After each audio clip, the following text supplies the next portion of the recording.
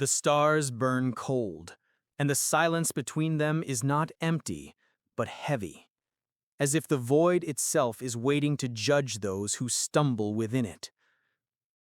Across that endless black, the Imperium's banners still rise, though tattered and bloodied, and the hymns of the faithful echo against the hulls of warships that should have fallen silent centuries ago. And yet, within this galaxy where every breath is purchased in fire, there are fates worse than death. Destinies forged not in glory, but in failure. For among the Black Templars, the sons of Sigismund, sworn never to rest, never to yield, failure is not met with indulgence, nor is it gently forgiven. It is consumed, reshaped, and scarred into the soul until only service remains. The question is not whether one survives such failure, but what kind of existence still lingers after the oath is broken and the Emperor's wrath is felt in full.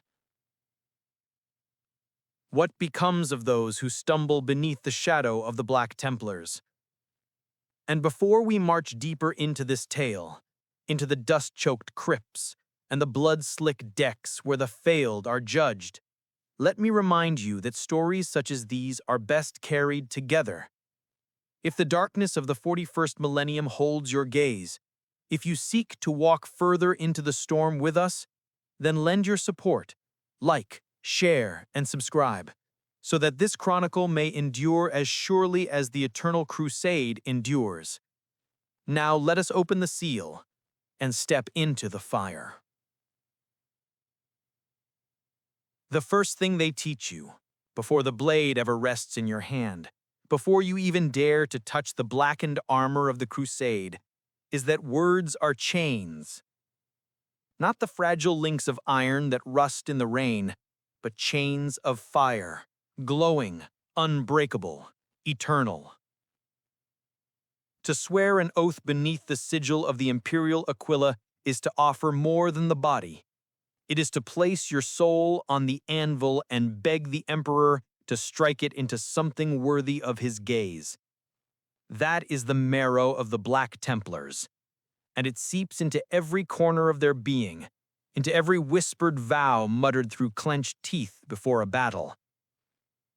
The oaths are not merely spoken, they are lived, breathed, and bled. The neophytes learn this early, when their voices are still rough from chanting catechisms until their throats bleed, when their arms shake beneath the weight of a practiced chainsword, and when the night stretches long with prayers that burn away all trace of doubt. The hall where they kneel is vast, lit by torches that gutter and spit black smoke against the vaulted ceiling. The statues of heroes, hulking, armored, faceless in their grandeur, stand in silence along the walls, watching. Here the vows are carved into the mind, oaths of vengeance, oaths of obedience, oaths to crusade until the stars themselves gutter out. But even among the chosen, not all bear the weight the same. The Black Templars demand not only endurance of the body, but of spirit, and spirit can falter in 1,000 unseen ways. There are neophytes who stumble in their recitation of the Canticle of Hate, who let their eyes flicker from the sacred texts when the pain becomes too much, who hesitate a fraction too long before striking in training. To stumble is to be seen, and to be seen is to be marked. The Castellans watch from the shadows, their eyes unblinking, their memories sharper than blades. The first cracks do not come with blood, but with silence. The silence of a brother who no longer sings the hymns with the same fury as the others. The silence of a blade held too loosely. The silence of a prayer whispered with doubt hidden beneath its syllables. Among the Black Templars, silence itself is damning. For every word not roared in devotion is a word stolen from the Emperor's glory. The trials are endless, designed not only to hone the flesh, but to sift the soul. The neophytes might be sent to guard a reliquary for nights without food or water, standing motionless as incense smoke curls into his lungs until he coughs blood. Another might be ordered to march barefoot across jagged steel shards, each step cutting into his skin while reciting entire litanies without pause. Each ordeal is a crucible, not for strength, but for surrender. The true test is not whether one can endure pain, but whether one can become the pain itself, wear it as armor until it ceases to matter. And still, some fail. There was one, spoken of only in half-remembered whispers, a boy who had stood beneath the shadow of the eternal Crusaders' cathedral spires. He had been strong, his strikes clean, his voice thunderous in prayer. Yet when he was ordered to kneel for 7 days before the bones of Sigismund, he faltered. On the 4th day his lips cracked, on the 5th his body slumped, and by the 6th his murmured prayers were no more than a rasp. When the 7th day dawned and he collapsed fully, the Castellan said nothing. No strike, no curse, no word of dismissal. The silence was enough. His name was never spoken again. It is said that the Black Templars do not kill their failures in the early stages. Death, after all, is release. To fail is to live in a limbo where every breath is an insult to the oath that once burned in your chest. Some are cast out into servitude, sent to scrub blood from armor, to polish the broken edges of chainswords, to bear witness in shame while their brothers ascend. Others are marked with brands upon their flesh, so that every movement burns and every prayer is seared deeper into their marrow. They are allowed to live, not as warriors, but as reminders, flesh-bound warnings to those who still kneel in the halls of fire. Yet the Black Templars are not cruel for cruelty's sake. To them, these punishments are mercy twisted into iron. A man who falters but still breathes has a chance, however slim, to redeem himself. The crucible does not end until the flame consumes all. The oaths bind, even when the flesh resists, and so the failures, broken though they are not yet discarded. The smell of burning promethium fills the training halls, mixing with incense and sweat, a perfume of devotion and death. The crack of chainswords against practice dummies resounds, each strike punctuated by shouted litanies. In these moments, the neophytes feel the crushing reality that they are not simply training for war, but for judgment. Each strike is weighed, each prayer measured. One falter, one hesitation, and their path may twist from the blade of a knight to the silence of a penitent. In the long nights, when the torches gutter low, and only the sound of breath echoes through the stone chambers, the doubts creep in. Do they serve out of faith, or out of fear of the punishment that waits if their oaths are broken? The line blurs until it is no longer clear.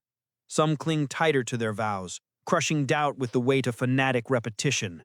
Others let the silence grow until it becomes a wound that no prayer can close. The oaths are chains.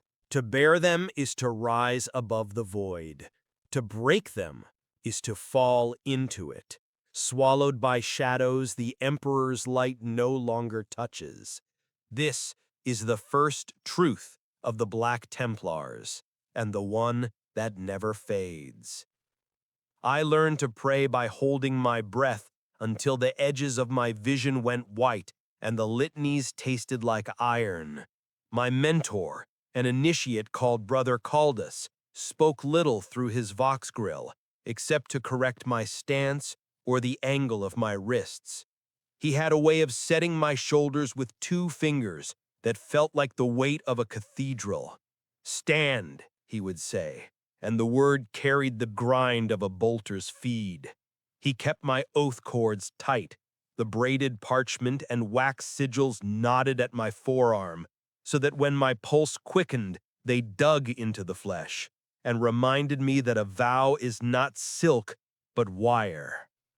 At night, when the training deck shuddered with the reorientation burns of the eternal crusader, he made me kneel facing the sanctum's sealed doors and recite, without error, the verses of tempered zeal.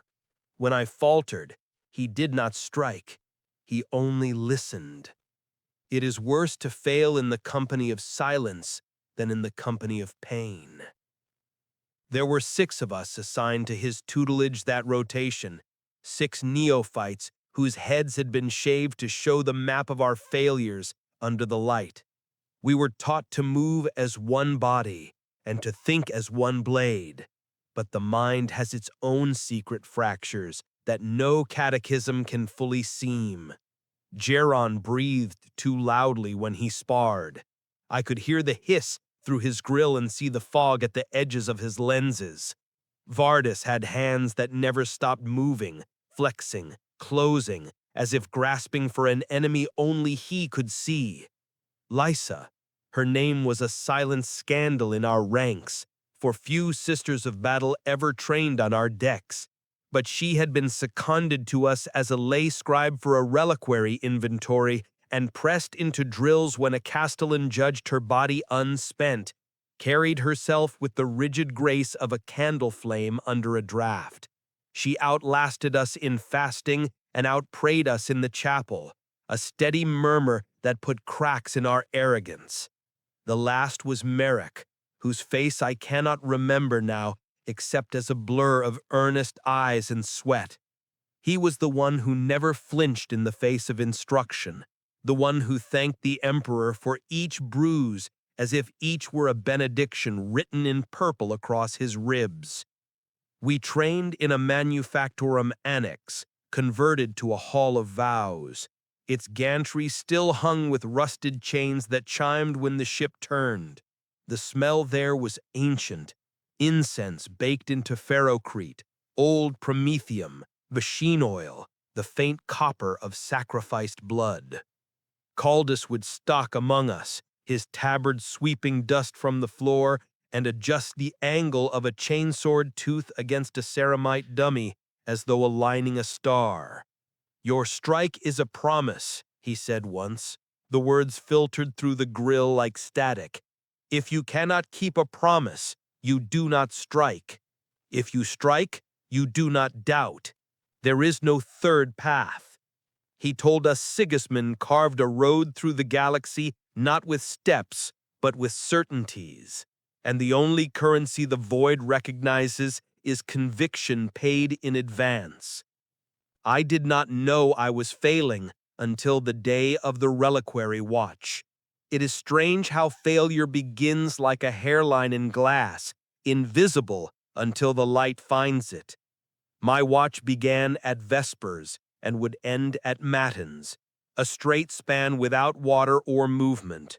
The reliquary itself was simple, a crawl of gilt over a box of warded adamant, its seals marked with purity wax and small script cut into the metal like scars. I had recited the oath before I took my post, fingers to the parchment strips at my forearm, eyes on the 2-headed eagle above the door. The chapel was quiet, but not still. Ships have heartbeats, and the Eternal Crusaders is an old one. It knocks through the bones like a slow drum. I counted the beats to anchor the litanies. I kept my breathing steady and placed my mind on the verses as Caldus taught me, walking the lines in my head like stepping stones across a dark canal. Sometime in the middle watch, thirst split my tongue and memory slipped. Not a verse, not even a word, only the cadence. I reached for it and found my mind grasping at a shape that had no edges. The panic was quiet, like the moment a blade slides into flesh, but before the blood finds air. I told myself to begin again from the first line. I found it. I clung. The ship groaned, a distant change in thrust, and a chain above me rang against iron. For a heartbeat, I looked up. Just a heartbeat, the span of a single oath card crackling in a censer's flame. When I brought my gaze back, my focus was ruined. The verse shattered into loose syllables. I swallowed and corrected, but the fear had already laid its hand on my throat. I began again, and even as the words came, they felt unmoored, as if I were reciting a litany I had copied from a data slate without ink ever touching my own skin. When the bells announced matins, Caldus was standing in the doorway. I had not heard him approach. That is the way of initiates. They appear where your discipline dims. He did not ask whether I had completed the watch. He did not check the seals. He did not need to. His silence was a ritual garment, and I wore my shame beneath it like hair shirt cloth. He passed me by and laid one hand on the reliquary, gauntlet to metal, blessing by contact. Then he turned his visor to me. The angles of his helm caught the chapel's light and threw it back like a judgment. "You looked away," he said, and the words were a diagnosis rather than an accusation. "A vow is a blade. Do not let your eyes leave its edge. There are punishments a marshal can order that break bone, and there are penances a reclusiarch can mandate that break the mind. Caldus chose neither. He assigned me to silence. 3 days without words. 3 days of work in the engine haze of the bays where damaged plate was mended and the dents hammered out with mallets that sang. I carried scrap and sorted dented rivets and listened to the Skitari chant machine prayers beyond a grill where only red optics were visible through the smoke. Without speech, thoughts grow loud. I found verses I had not known I remembered, and they braided themselves with my doubts until I could not tell one clean line from the next. I watched a servitor shamble past with an arc welder fused to the flesh of its forearm, rivulets of sealant lacquered over its collar socket, its eyes dull with obedience. In the wash of sparks, I tasted tin and old incense at the back of my throat. I told myself that servitors are the fate of men who never knew oaths in the first place, that the emperor sorts the unworthy into forms that fit their emptiness.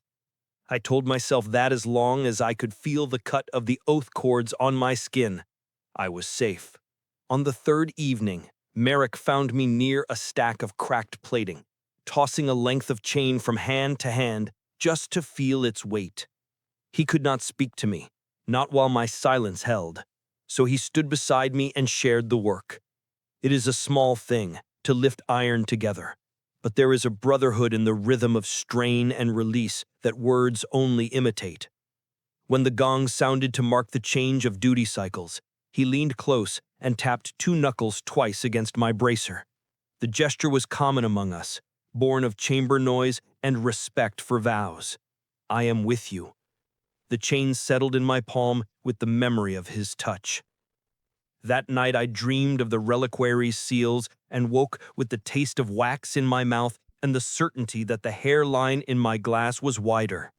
Caldus released me from silence at dawn and took me to the Hall of Banners, where the names of those who had fallen in the last 3 crusade cycles were etched in tight, ruthless script to save space. He made me read them all aloud. Some names looked like weapons, some like prayers, some like wounds. My voice cracked twice, and he did not correct me. When I finished, he told me to choose one name and carve it into the bone of my memory. Not for comfort, for pressure. The dead are deaths. We are coin.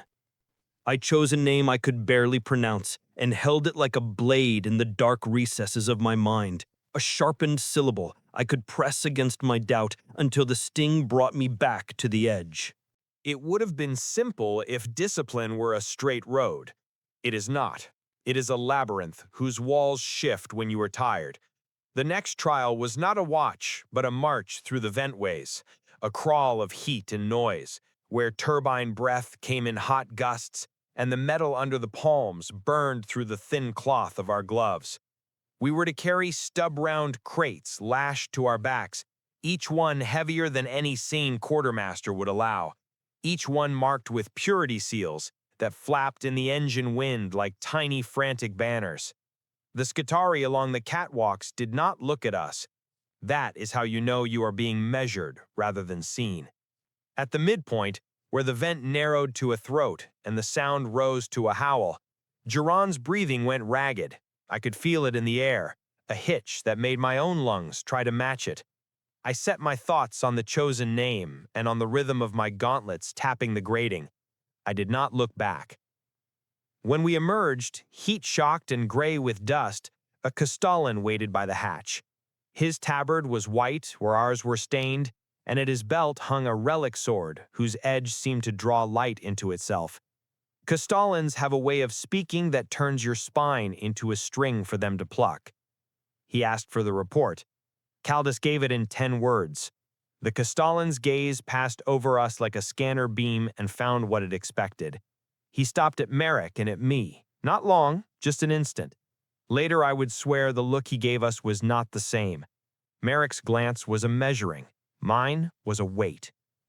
That night, Caldus tightened my oath cords another notch without comment, and when he left, I lifted my arm until the cords dug in and held it there until the pain became a circle, and the circle became silence. We were sent planetside soon after, not to wage war, but to taste its shadow. The Eternal Crusader descended into low orbit above a world whose name I never learned, a manufactorum world bled dry by centuries of labor, until its surface was a crust of ash and soot. The sky was red with chemical storms, the ground blackened with slag heaps that stretched to the horizon like frozen waves. Here, the trial was simple: survive a week amid the ruins without the comfort of supply or sanctuary. Survive not as civilians do, hiding in cracks, but as neophytes, armed with blade and faith, visible to all who watched. Our enemy was not an orc horde or a Xenos machine phalanx. It was hunger, exhaustion, and the certainty that the Castellans observed us through every drifting ember. The 5 of us moved in silence, broken only by the cough of the wind through rusted spires. We scavenged for water in rust gutters, for warmth in the belly of wrecked transports. Duran's heavy breathing grew louder each day, a rasp that caught in the throat like sand. Vardis grew twitchy, his hands never still, always wrapping and unwrapping the ragged strips of oath parchment he carried. Lissa remained composed, her prayers steady, even as her lips split and bled. And Merrick carried the weight of all of us in his stride. It was he who found the least corroded shelter, he who kept the watch when the storms grew wild, he who whispered words of encouragement when our voices had failed. His presence was an anchor, and in his shadow my doubts seemed smaller, though they still whispered like knives in the corners of my mind. On the 3rd night, we were ambushed, not by heretics or beasts, but by men, feral workers who had escaped the manufactorum and lived in packs, their bodies bent and wasted from years of toil. They carried makeshift weapons, sharpened rods, chain links strung as flails, pipes bound with cloth for grips. They came not for glory, but for scraps, desperate to steal whatever we had, even if it meant dying beneath our fists. The fight was brief, brutal. Jaren's chainsword roared, cleaving through 2 at once, spraying sparks as it bit into the metal plating that served as their armor. Lysa burned one alive with a stolen promethium torch. Vardis, twitching and gasping, beat one man until his skull collapsed long after he was dead. And me? I hesitated. For a heartbeat, when a feral rushed me with a length of pipe raised high, I saw not an enemy but a man, gaunt, terrified, a soul no different than my own had once been. The oath burned on my skin, the weight of the Emperor's gaze pressed on me, but still my hand froze. The pipe came down, struck my pauldron, glanced off. I stumbled, shame heavier than the blow, until Merrick stepped in and tore the man apart with a single thrust. He looked at me just for an instant, and in that glance was everything: judgment, pity, and silence. That silence haunted me longer than the storm that followed. It howled through me as we pressed on, our supplies dwindling, the corpses of the ferals left to rot in the slag dunes. I whispered prayers louder now, as if to drown out the echo of my hesitation, but the silence of that one look could not be erased. On the 7th day, the Castellans retrieved us. Their thunderhawks descended like angels of iron, dust and ash billowing beneath their thrusters. We were marched back into the eternal crusader, our faces blackened, our bodies trembling, our voices raw from chanting. In the Hall of Vows, before the banners of Sigismund, each of us was judged. Geron's breathing was steady now. Lysa's lips still bled with prayer. Vardis's twitching hands clenched into fists as he raised his voice. And Merrick stood like a blade, unbroken, unsullied, radiant with certainty. When my turn came, I knelt, oath cords tight, voice quivering as I recited the vow of perseverance. But I felt it. The hairline fracture had widened. The silence of my hesitation had carved itself into me. And though no word of failure was spoken, I knew the Castellans had seen it, the same way Calidus had seen me falter at the reliquary. To fail once may be hidden. To fail twice is remembered. I was marked. They did not declare me unworthy, not yet. That would have been simple. Instead, they set me deeper into the crucible, where failure does not end but stretches, an oath inverted into penance. When the Castellans dismissed us from judgment, each brother was given his path. Geron was praised for ferocity, Vardis warned for his frenzy, Lysa commended for her endurance, Merrick honored with a nod that felt like sunlight. My name was not spoken. I was taken aside by Calidus, who placed a heavy gauntlet on my shoulder and guided me into the shadows of the hall. We walked in silence past reliquaries and shrines, through incense-thick corridors where the walls themselves seemed to breathe with the hymns carved into their stone. At last we came to a chamber lit only by the dull glow of sanctified coals. The heat pressed against my skin like judgment. Caldas stopped, and in the stillness, I felt the weight of his gaze through his helm. "You know why you are here," he said. It was not a question. His voice was not cruel, but iron bent into words. I bowed my head, and the silence between us became the litany I could not speak aloud. The punishment was not flogging, nor deprivation, nor exile from the company of my brothers. It was burden, a weight meant to grind me into either steel or dust. For a fortnight, I was bound with chains across my shoulders and set to carry the banners of the crusade through every drill, every march, every vigil. They were not simple banners. Each one was a tapestry, heavy with layered cloth and steel thread embroidery, soaked with incense smoke and the ash of countless worlds. To bear them was to drag the weight of oaths older than I was, older than my bloodline, perhaps older than the manufactorum world that birthed me. I did not sleep. When my knees bent, I forced them straight. When my back curved, I bit into my tongue until blood filled my mouth. Every moment was a prayer spoken not with lips, but with trembling sinew. My brothers glanced at me as I staggered beneath the cloth, some with pity, others with contempt, and Merrick with something unreadable. That silence in his eyes returned each time, unbroken, and I hated it more than lash or chain. On the seventh day of burden, as we marched across the training deck with thunderous hymns reverberating through our chests, I felt the cords of my oath biting deeper. My vision blurred, my steps faltered, and in that instant, the banners wavered. Just for a moment, they tilted, nearly touching the ground. I caught them, dragged them upright again, and forced my voice into the chant. But I had seen it, the hesitation, the stumble, and so had Caldas. His helm turned toward me, a subtle shift, but enough. The weight of the Emperor's wrath was not in the chains across my shoulders, it was in that look. Yet even so, I did not fall. The week ended, and the chains were removed, though the bruises across my shoulders bled anew when the iron was lifted. Caldas spoke no words of forgiveness, no acknowledgement of endurance. He simply nodded once, as if to say the burden was not finished, only deferred.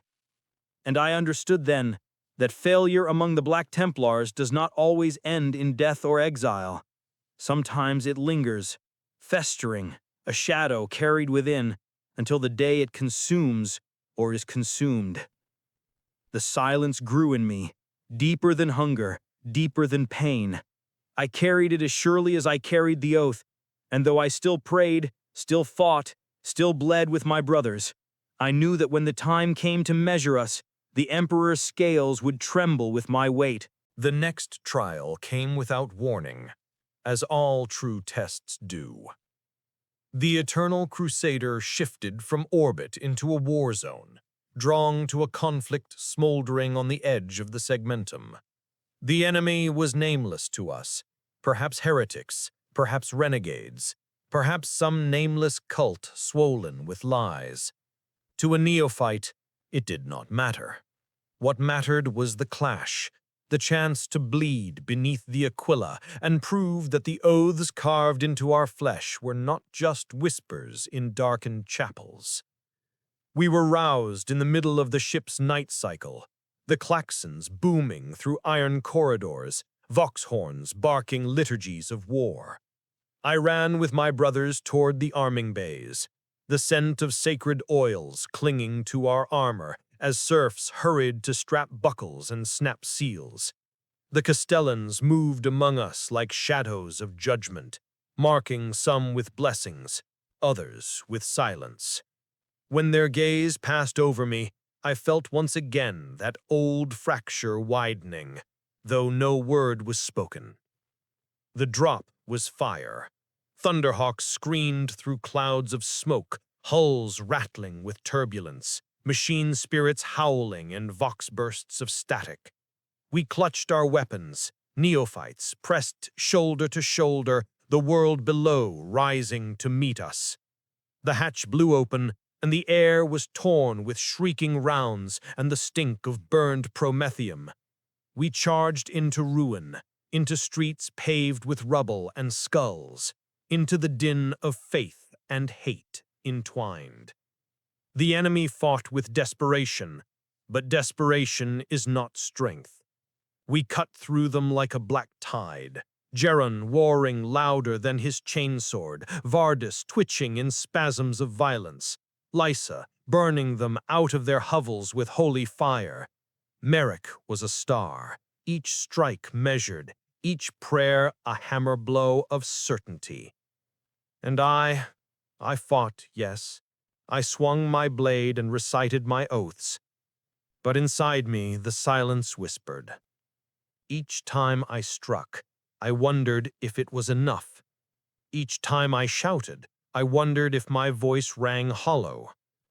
Doubt is a rot, and it spreads even in the heat of war. The climax came at the barricades, where the enemy gathered in their final stand. They surged like a wave, frothing with curses, throwing themselves against our line. A man broke through, half naked, body painted in blood, clutching a crude axe. He rushed me, eyes wide with fanatic fire.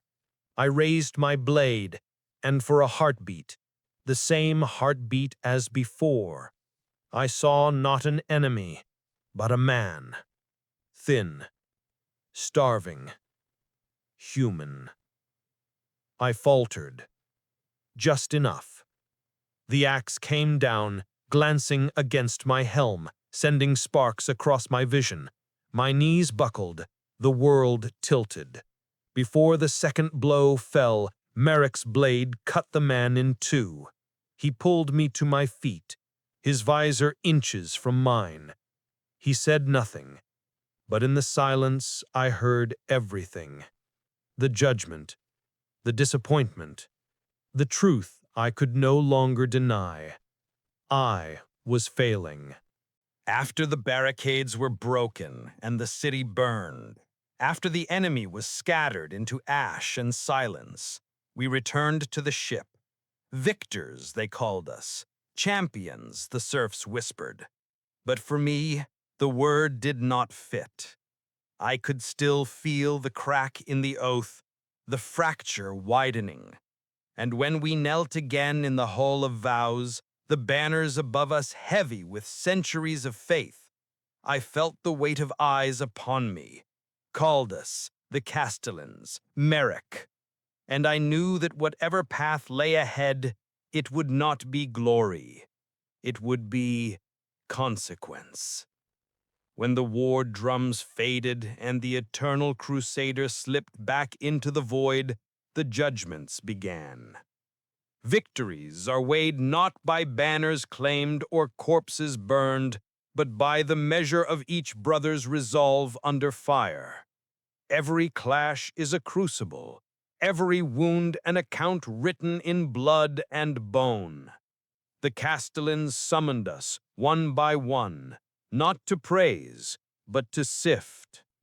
Geron was commended for his fury, though warned that rage untethered can stray from discipline. Vardis was chastised for excess, his hands twitching even as he knelt, his eyes darting as if still hunting phantoms in the shadows. Lysa was elevated for her unshakable faith, her prayers having rung loudest in the storm. Merrick was honored with words that made the incense seem sweeter, the torches burn brighter, as though the emperor himself had spoken through the Castellan's voice. And then there was me. I knelt, head bowed, chainsword across my knees, the oath cords cutting into my skin. The chamber was still. The Castellan did not call me by name, only by title, neophyte. His voice carried no fire, no thunder. It was cold iron, unyielding. "You falter," he said, "not in anger, not in disappointment, simply fact, like stating the measurement of a blade or the weight of a shell." The words landed heavier than any blow. "You hesitate when the oath demands swiftness. You question when the creed demands certainty.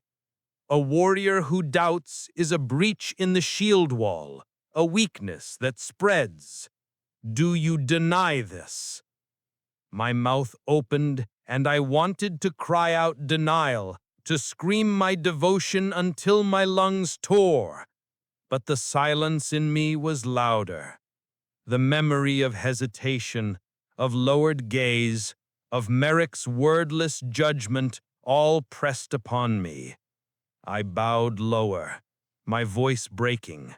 "No, Castellan, I do not deny it."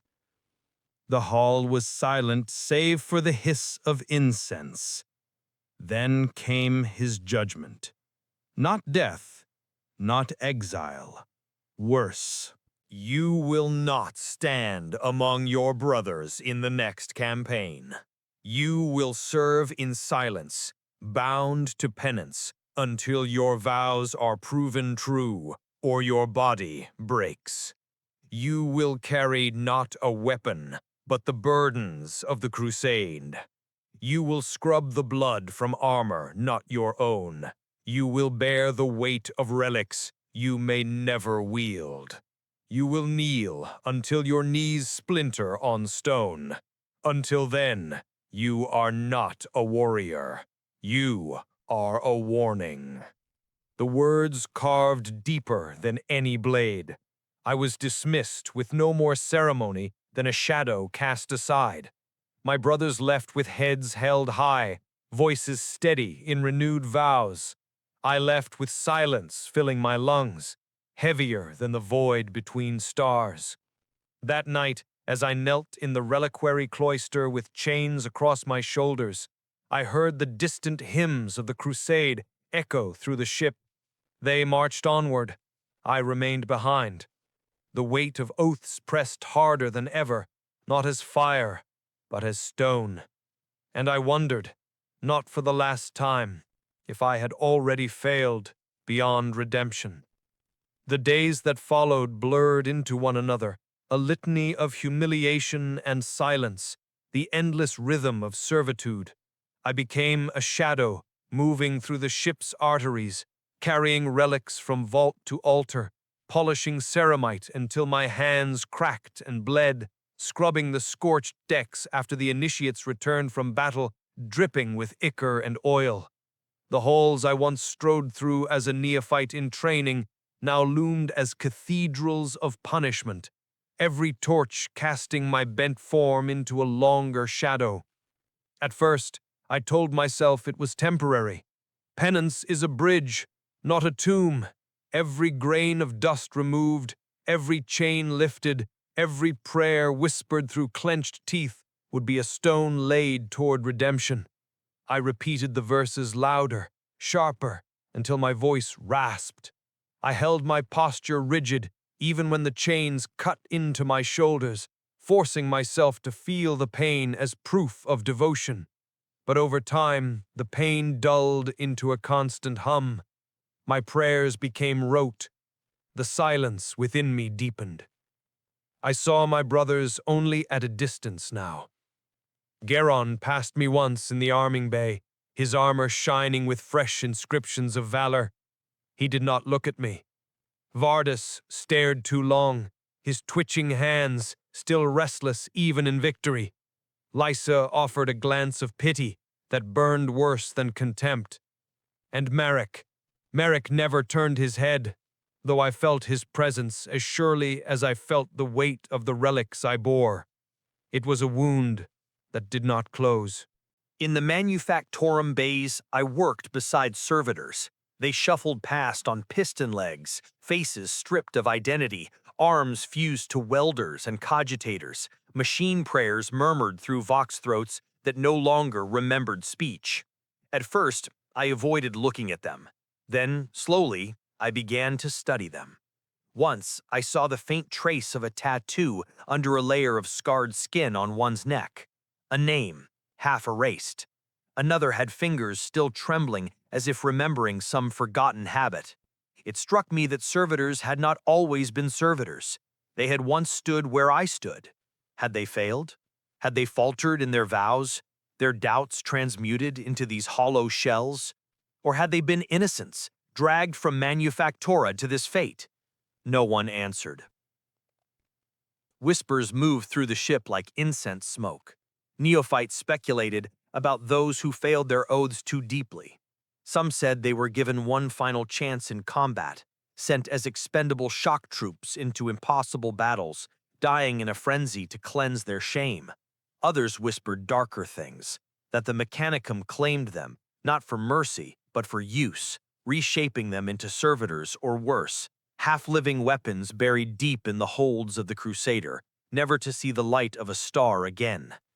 Caldus never spoke of it. The Castellians did not confirm or deny. The silence of the Templars left room for fear to grow like mold. I began to see myself at the edge of that abyss. Each night in the cloister, I knelt until my knees ached, reciting the name of the warrior I had chosen from the banners of the dead, pressing it against my doubt like a blade. Sometimes it steadied me, sometimes it cut deeper. The more I bled into the prayers, the less sure I was of their sound. I thought of the Emperor's light stretching across the Astronomicon, reaching through the void to guide ships, and wondered if it could reach someone like me, kneeling in the dark, half a brother, half a ghost. Yet even in the silence, there were moments of clarity. Once, carrying a relic, Sigismund's cracked gauntlet, through a corridor lined with stained glass saints, I felt its weight as more than iron. I felt the pulse of every oath ever sworn, every soul bound to the crusade, every man who had knelt and risen. It seared me, but not as punishment, as a reminder. A vow is a chain, yes, but a chain can also hold you to the edge when the void calls.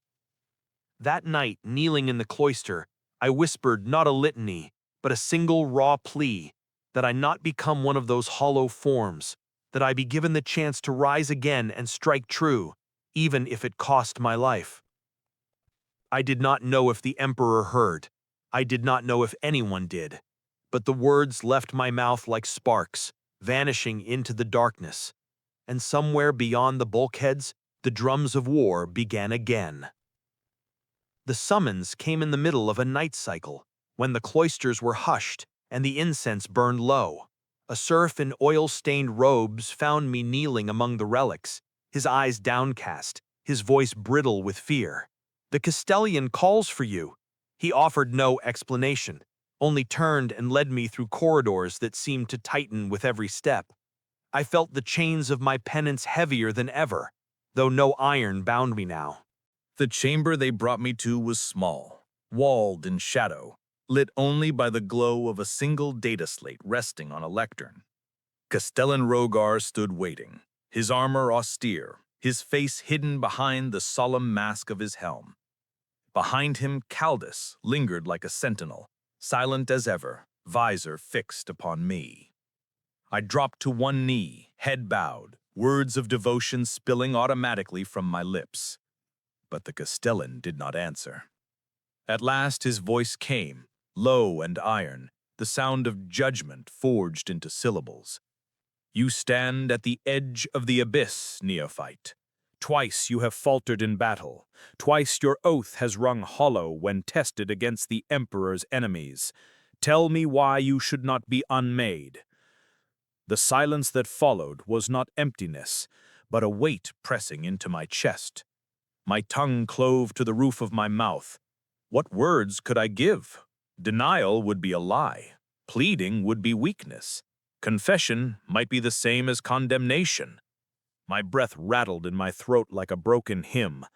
I closed my eyes and saw again the face of the feral with the pipe, the starving heretic with the axe, men whose deaths I had hesitated to deliver. And in that moment, I understood what had poisoned me. Not cowardice, but mercy. Mercy has no place in the eternal crusade. "I have failed," I whispered, voice raw as stone scraped against steel. Not once, but twice. My arm faltered, my spirit wavered. "If I am unmade, then let my body serve the crusade as a weapon still. Servitor, penitent, whatever form the Emperor wills. I only beg to remain bound to his war, in death if not in life." The silence stretched. Caldus shifted behind the Castellan, but spoke no word.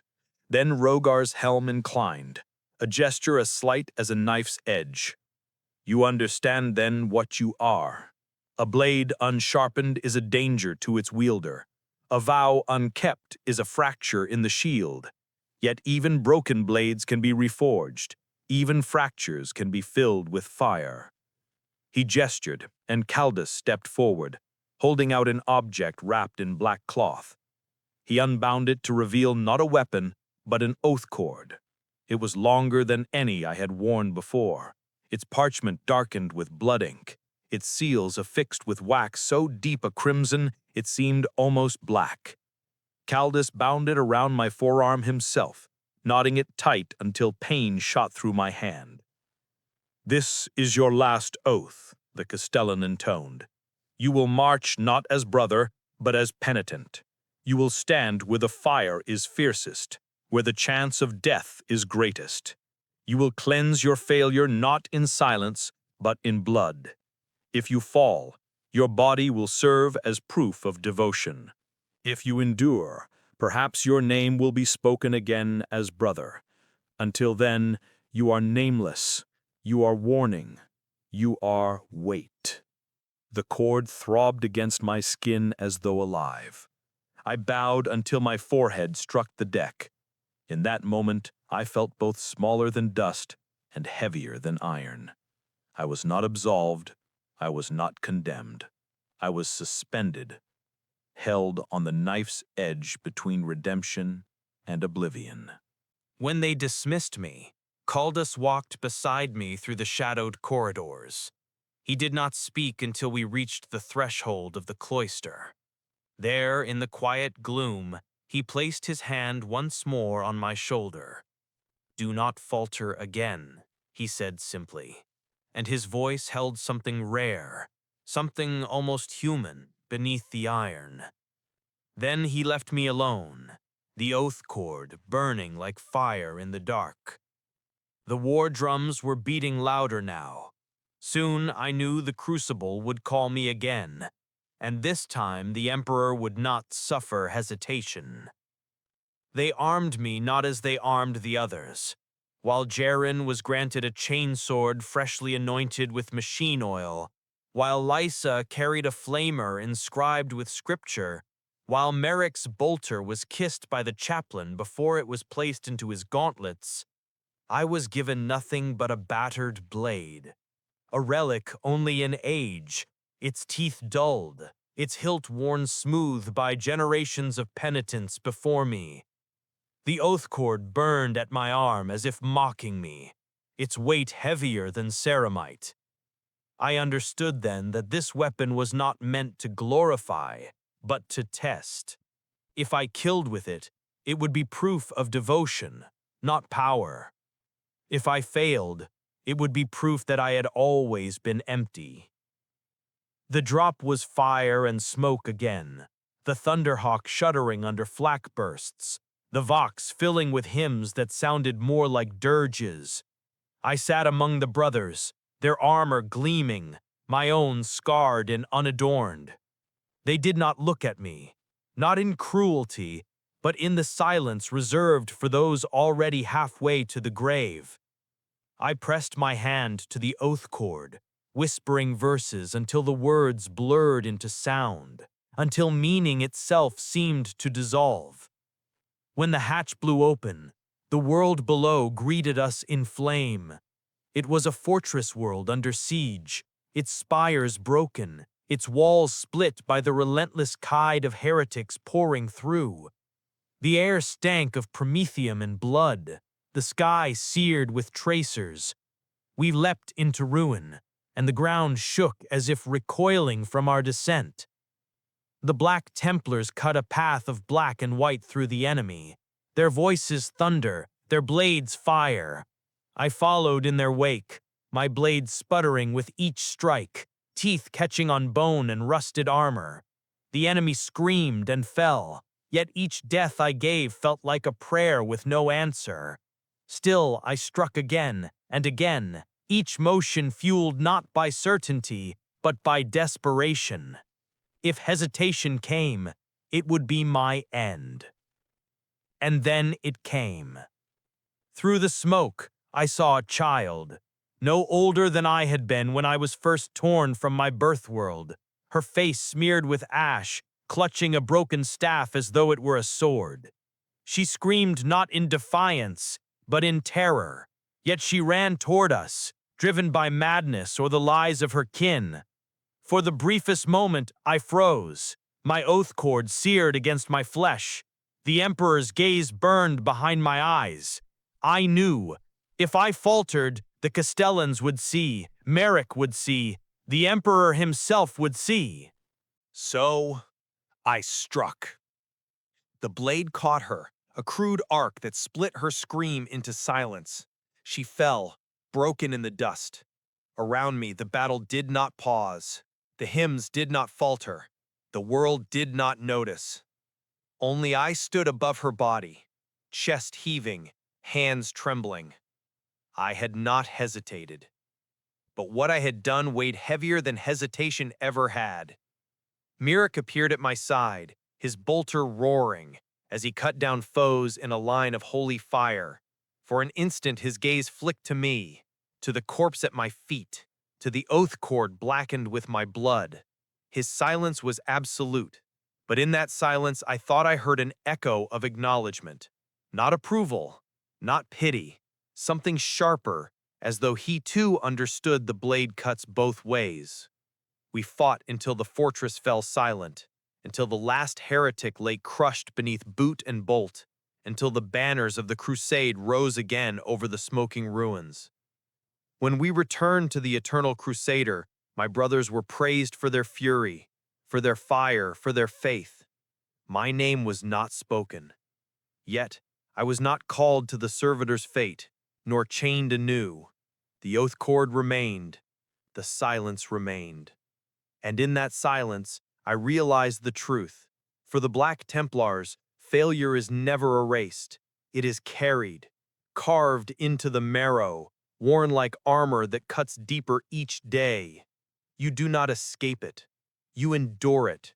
You live with the weight of oaths forever pressing against the soul. When the crusade sailed on from that ruined fortress world, I remained beneath its banners as both brother and shadow. No ceremony marked my survival, no accolade or hymn, only the unspoken knowledge that I had endured when I might have broken. The oath cord still bit into my flesh, and with every beat of my heart, I felt it draw tighter, as if measuring whether I was worthy to bear its burden another day. Life aboard the Eternal Crusader became a rhythm of penance threaded with blood. I was not trusted with command, nor was I dismissed into silence among the servitors. Instead, I was placed at the edge of every action, sent where the fire was fiercest and the chance of death certain. Boarding actions in void-shattered hulks, trench assaults against fortified lines, the storming of manufactorum keeps filled with heretics who chanted lies to the dark. Always I was sent to the breach, to the place where failure would be swift and final.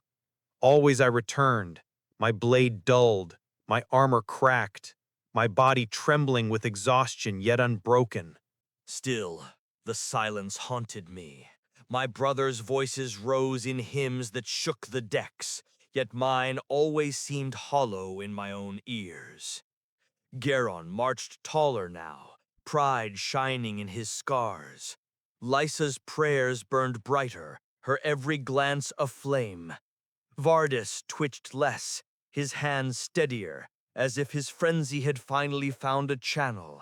And Merrick's name was whispered by the serfs as though he were already carved among the saints. He never spoke to me, yet in battle he was always near, as though watching, waiting, measuring. I wondered often if the Emperor's gaze still lingered on me, or if I had been cast into the shadow where his light does not reach.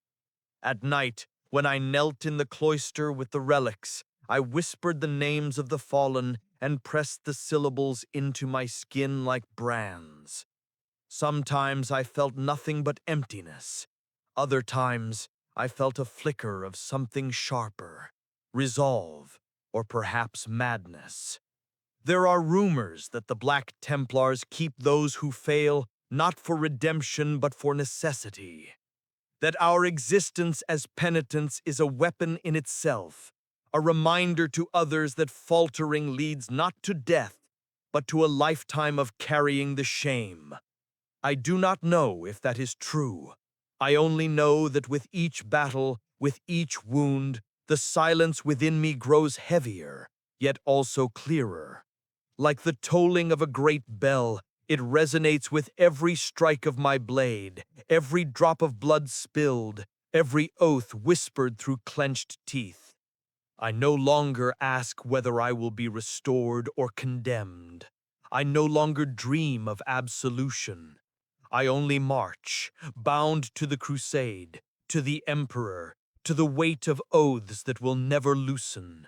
My name may never be spoken again as brother. Perhaps I will die nameless, my body broken and left as ash on some forgotten world. But until that day comes, I will not falter. For the Black Templars do not rest, they do not forgive. And those who fail do not vanish, they are carried forward, shadows bound to the fire, eternal warnings clad in black. The crusade endures, and so broken though I am, do I. They say the Black Templars are merciless to their enemies, but the truth is harsher still. They are merciless to themselves. Failure is not erased by time, nor is it softened by prayer alone.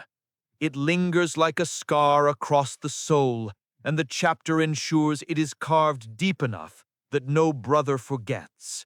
For every falter, there is consequence, and the lash is not always leather or chain. It is silence, it is shame, it is exile within one's own armor. The first time I saw the true penances of the Templars was not from the shadows of my own punishment, but through the eyes of another. It was after a campaign on a barren world scoured by radiation storms, where our victory left nothing but glass plains, and the charred remains of heretics scattered like driftwood across the sand. The air aboard the Eternal Crusader was thick with incense and burned oil when the judgment was given. A brother named Adric had faltered in the assault, his bolter jamming as the line advanced. He had hesitated, struggling too long to clear it, and in that hesitation, a breach opened. 3 neophytes died before the line closed again. His failure had not been silence or hesitation in prayer. It had been seen in blood. The judgment was swift. Before the assembled company, the marshal decreed his penance. His armor was stripped, his head shaved, and chains were bound across his chest so tightly that each breath became a prayer. He was not executed. That would have been mercy. Instead, he was lashed to the prow of the ship itself, a living figurehead staring into the void. For a full cycle he remained there, lashed in iron, his body battered by void winds, his prayers broadcast through a vox that scraped his voice raw until it was no more than static. When he was finally cut free, he did not walk among us again as brother. He was sent to the reclusium, where the chaplains would decide if his voice still carried truth or if silence would claim him forever. Such punishments are not rare. The lash can take many forms. Sometimes it is literal, chains biting into flesh, scourges biting into backs, until scripture is written in blood. Sometimes it is silence, vows of muteness that last for weeks, months, even years, during which the penitent must prove devotion not through voice, but through unending labor. I have seen men crawl across the length of a cathedral deck on shattered knees, each step leaving crimson trails that the serfs hurried to wash away, only for the penitent to be ordered to crawl again. And sometimes the lash is exile among the ranks themselves. Brothers turn from comrades into warnings, forbidden from fighting alongside their brethren until their penance is complete. They march behind, bearing the weight of relics, hauling sacred engines through ash and mud, their voices drowned beneath the hymns of the pure. Their presence is a scar seared into every battle line, a reminder to the neophytes that failure does not bring swift release. It brings eternity in shadow. My own lash was silence, but not only silence. It was labor, burden, and the knowledge that every eye that fell upon me saw not a warrior, but a crack in the wall of faith. I bore chains, relics, wounds that never healed, and yet, within that penance, I began to see how the Black Templars shaped failure not into waste, but into a weapon. Every punishment was theater, every penance a sermon written in flesh. We became the warnings that kept others from faltering. We were living scripture, written in scar tissue and silence. But the lash cuts deeper than flesh. It shapes the mind, molds the marrow. And there are whispers, always whispers, that not all survive the penance whole. Some return stronger, forged into steel by suffering. Others return hollow, their eyes empty, their prayers mechanical, as though the soul within had already been harvested for servitude. The lash can redeem, the lash can destroy, and no man knows which it will be until the chains are unbound. It was in this crucible of consequence that my fate narrowed, sharpened to a blade's edge. I was to learn that punishment is not an end, but a gate, and beyond that gate waits either the light of the Emperor's fire or the void. The reclusium doors are studs of iron and scripture, and they close behind you like a verdict. I would summon there after a series of shipboard vigils, ushered past braziers that breathed incense thick as storm fog, and down a nave where servo skulls drifted in silent orbits, their wax-stripped housings turning in time with the low thrum of litanies. Reclusiarch Malchior waited at the altar rail, a presence of black and bone, Crozius resting across one gauntlet as if even iron needed a shepherd. His helm remained on, skull visage unreadable, but I felt his gaze as a weight that located every fracture inside me with priestly precision. He did not ask for confession. He named it. He spoke of the watch I had failed, the heartbeat on the ash world, the breath spent counting the face of a starving heretic as if counting absolutions. He recited them without rancor, as though tallying munitions. "You have learned that pity is a hinge," he said, vox low, "and hinges turn doors. You will be the door we hold shut." He set my penance with the calm of a surgeon. I would join a procession through the ship's longest axis, bearing the ossuary reliquary of a crusade long dead, a sarcophagus of sainted bone and oath metal that demanded 4 penitents to carry, its corners biting the shoulder like teeth. We would circle the eternal crusader from prow to keel and back again without pause, a chain of devotion moving through machine scream and chapel hush alike. At every threshold, a chaplain would strike the reliquary with his Crozius, and the blow would ring like a bell driven into our bones. If any bearer faltered, the circuit began anew from the first step. "A lash teaches by subtraction," Malchior said. "This teaches by addition. We add weight until you become stronger than your hesitation, or you break beneath it." We began at the prow, where void glass shows only a reflection of one's own hunger. Beside me labored 3 others. Adric, fresh from the ship's figurehead with his voice a rasp of torn parchment, a veteran penitent called Ursus, whose back was a panel of roped scars, and a silent giant I did not know, eyes sunk in caves of penance. Under the ossuary's edge my clavicle sang. Caldus walked ahead with a thurible, setting a pace that was neither kind nor cruel, merely precise. Servo skulls chimed, Skitari optics flickered from access galleries, serfs flattened themselves to bulkheads as we passed. We moved through manufactorum fog, past bays where servitors hissed sparks and smelled of hot sealant, past shrine after shrine where the chaplain's crow's eye rang against sanctified metal, and the force of each strike chased pain down my arms like lightning. On the 7th circuit, Ursus stumbled. It was small, a stutter in the step, but the reliquary felt it, and so did Malchior. The Crozius rapped the lid once, a sound like a coffin settling, and we turned as one to begin again. There is a geometry to despair. It draws tight, reducing horizons to the next footfall, the next breath. I counted in the name I had carved into memory, tasting blood where my teeth dug into my tongue each time the relic slid and sought bone. Adric vomited bile on the 13th pass and whispered apologies to the Emperor between heaves that sounded like tearing cloth. The giant never spoke. His silence became a wall I leaned on when my own thinned to paper.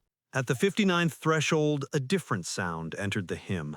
A halting tread of iron and pistons, a ghost of a scream layered under prayer. The penitent engines were being guided past, their pilots bound into their frames with prayer wires and barbed manacles, their arms mounted with viscerators that trembled for want of a foe. I kept my eyes front, because rumor is a sin that looks for a face to wear. But the sound passed through me like a prophecy. Brothers say those who fail beyond penance become part of such engines, their fury stoked until it burns everything that once resembled a man. No chaplain has ever said so. No mechanicum adept has denied it. The lash of consequence has 1,000 tales, some seen, some merely felt across the soul. When the circuit ended at last, Malchior marked each of us with ash and oil. He did not bless success. He acknowledged continuance. "Wait teaches," he said, and dismissed us into the ship's dim arteries, where the hymn faded to the usual heartbeat of engines and distant drill cadences. I slept in the cloister with my cheek on cold deck plate. and woke to the taste of iron that was not all from my own blood. Punishment shapes how others look at you, but truer still is how you begin to look at others. I saw penitence everywhere after that, as if Malchior's words had given me the lexicon to read the ship's margins. The initiate who carried a broken bolt pistol as a relic and never loaded it. The champion who knelt alone after every victory as though waiting for a denial that never came. The serf whose back was a library of lashes and who still sang louder than any man in the chapel. We say the lash writes scripture in flesh. The truer text is in the posture, the breath, the angle of a jaw set against unfair weight. It is how an army learns to be more than a tally of bolters, by seeing where not to fail. The next consequence was an assignment that looked like reprieve until I understood its edge. I was to accompany a reliquary escort on a pilgrimage through the lower decks, where pilgrims from bonded manufactura were allowed on rare cycles to pass beneath the aquila and lay eyes on the saint bone we kept.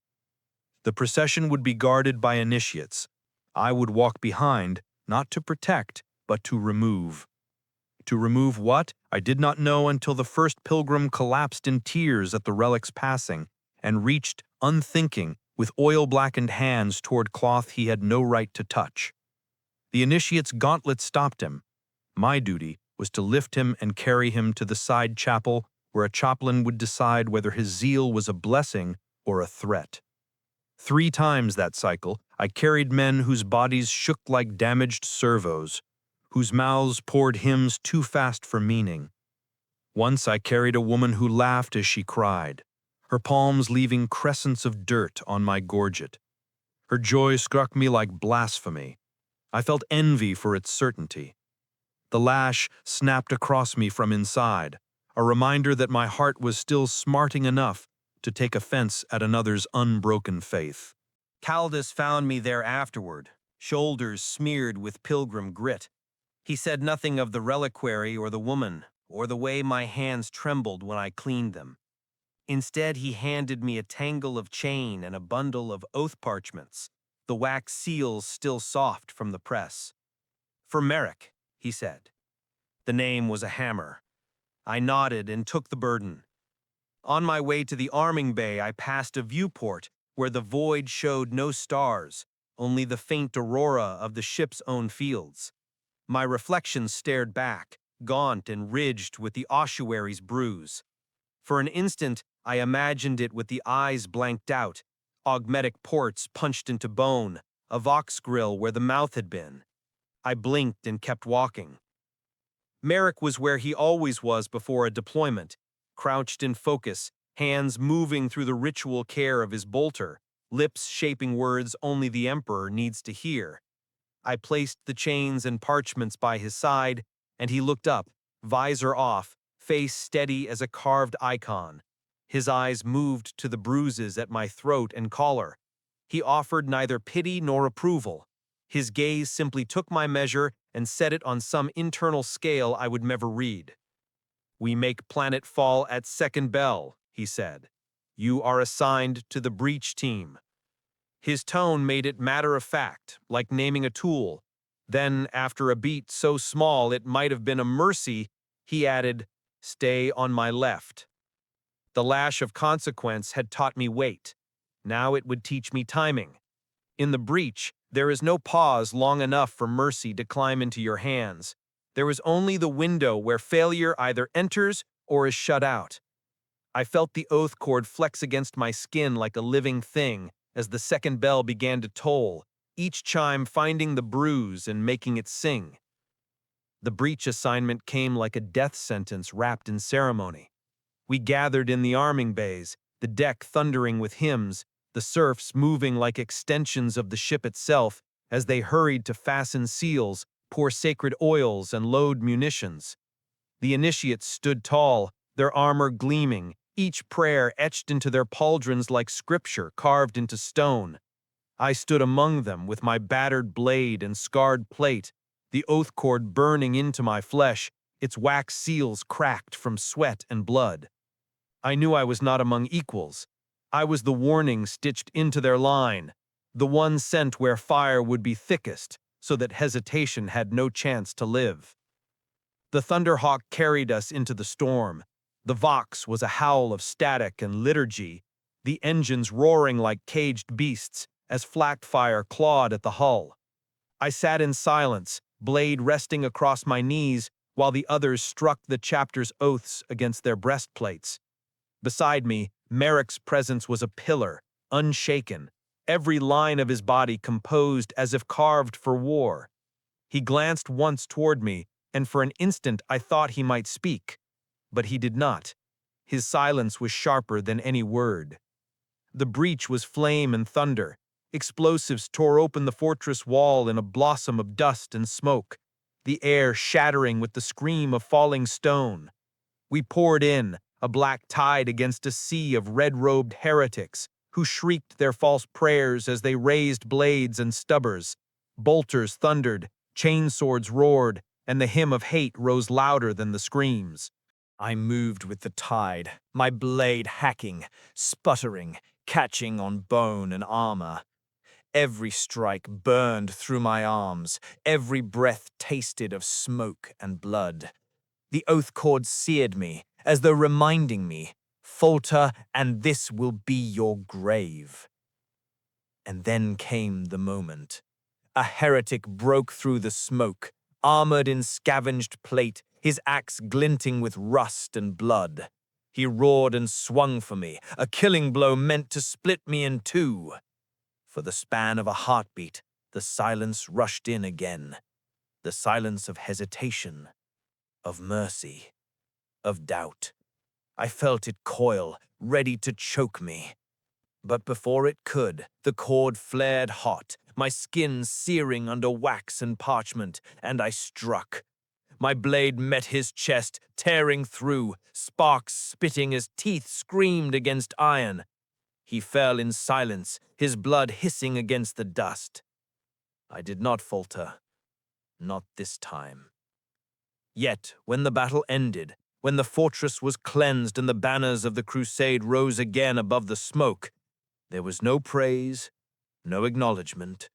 My brothers were lauded for fury, for fire, for faith. My name was not spoken. I remained a shadow at the edge of the hymn. But I knew. I had not faltered. I had struck when I must. And though the silence still lived in me, though the lash still carved its scripture into my soul, I felt the faintest thread of something else. Not absolution, not glory, but perhaps the first spark of endurance. And endurance, for those who fail the Black Templars, is the only path left. The fortress burned behind us, its walls collapsing into ash as orbital fire reduced stone to glass. Yet, aboard the Eternal Crusader, the war never truly ended. Victories were brief embers, soon smothered by the weight of what came after. The heretics we crushed were gone, but their shadows lingered in whispers, in silence, in the rituals of consequence that followed every campaign. And it was in those silences that the most dreadful rumor walked the decks, the servitor's path. I had seen servitors often, of course. No brother aboard could miss them. They shuffled through the manufactorium bays on piston legs, their faces erased by augmetics, their mouths replaced with vox grills that droned binary canticles. Some bore welders fused to their arms, others weapon mounts, others heavy loads their broken spines could no longer refuse. They were everywhere and nowhere, as much a part of the ship as the plating beneath our boots. Yet the longer I wore the cord of penance, the more I heard the whispers that some of these things had once worn black, that once they too had sworn oaths before the Emperor's light. It was heresy to even think it, and yet sometimes, in the faint light of a flickering lumen, I would see the trace of something human clinging to the wreckage, a tattoo half buried beneath augmetic plating, a scar across a throat that no longer spoke, a tremor in metal fingers as though they remembered the feel of a blade. I did not want to see, but once seen, it could not be unseen. The rumors spread in fragments, never spoken by castellans, never admitted by chaplains. Neophytes whispered it to each other in the hours between drills, when exhaustion dulled fear enough for secrets to pass lips. If a brother failed too deeply, if his doubt rotted beyond the reach of lash or chain, he was given not death, but transformation. The Mechanicum claimed him, stripped him, remade him into flesh cogitator or weapon shrine. His devotion was not discarded, it was harnessed, bound into service until even memory corroded. And so, every time I walked through the manufactorum burdened with relics or chains, I looked differently at the rows of half-men bolted into stations. Had one of them hesitated as I had? Had one been bound with the same oath cord that now burned against my arm? Was this the Emperor's mercy, that even the broken might serve in silence? Or was it punishment unending, a fate worse than the grave? One night cycle, as the Crusader drifted between war zones, I was ordered to carry supplies into the deepest bays where the servitors were kept in endless ranks. The air was acrid with Promethean, heavy with ozone. The walls sweated oil. Servo skulls drifted between the aisles, their optics glowing like watchful eyes. I moved slowly, my breath loud in the silence. The crate in my arms filled with tools I could not name. Around me, servitors labored without pause, their chants a drone of binary and machine prayer. It was then that I saw him, or what had once been him. He was bolted into a station, half his skull plated with iron, one eye replaced with a red lens that tracked nothing. His arms had been severed at the elbow, replaced with welding torches that burned and died in rhythm with a cogitator's hum. But across his chest plate, warped and blackened, I saw the faint trace of the Aquila carved in scar tissue. Old, almost erased, yet undeniable.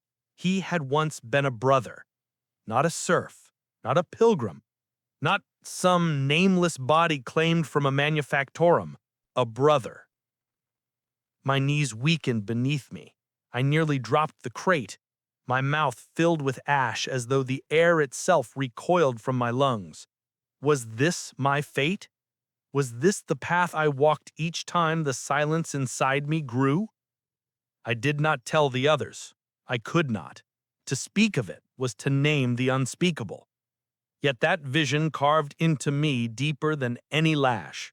For days afterward, I carried it in my eyes. In every battle drill, in every whispered prayer, I saw that scarred Aquila and wondered how long it had taken before even that had faded beneath iron and oil.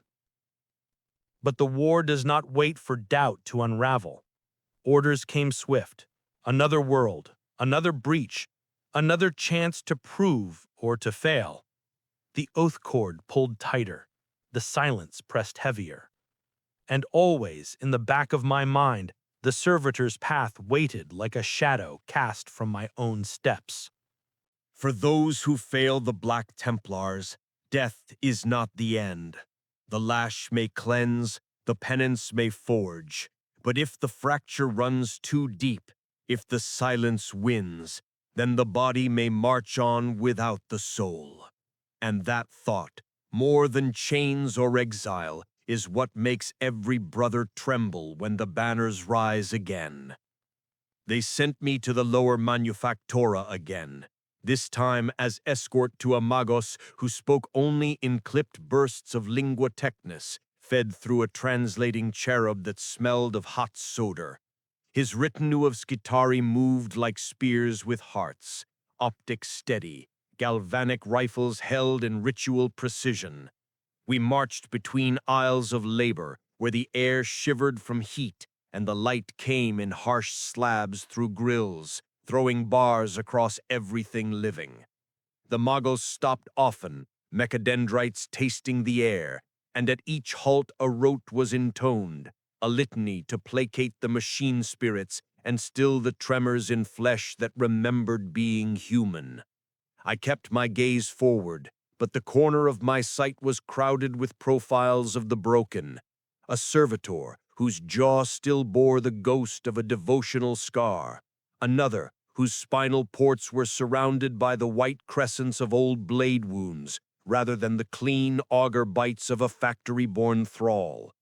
I did not ask. To ask was to invite an answer I might not survive. Halfway to the armories, we passed a cage of stasis-lit figures, a procession arrested in the blue hush of suspended time. Not servitors, not brothers. The cherub called them penitents, designated for field deployment, their veins strung with helot tubing, their hearts harnessed by control filaments that coiled like rosaries made of wire. The ecclesiarchy gives such things names that sound like hymns, archomartyrs, redeemed engines of zeal. But names are oils and cannot soften iron. Their eyelids fluttered under the cold glow, and their teeth worked as if chewing stones in a dream.